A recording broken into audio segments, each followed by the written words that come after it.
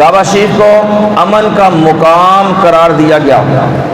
کعبۃ اللہ میں بہت سی نشانیاں رکھی گئیں، جن میں ایک مقام ابراہیم یہ بھی نشانی ہے۔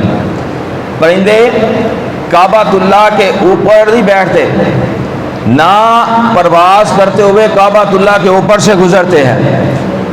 اتنی عظمت والا یہ گھر ہے کہ نہ پرندے کعبۃ اللہ میں بیٹھتے ہیں، نہ پرواز کرتے ہوئے اوپر سے گزرتے ہیں، بلکہ جب وہاں پر کعبۃ اللہ کا مقام آتا ہے تو پرندے ادھر ادھر ہٹ جاتے ہیں۔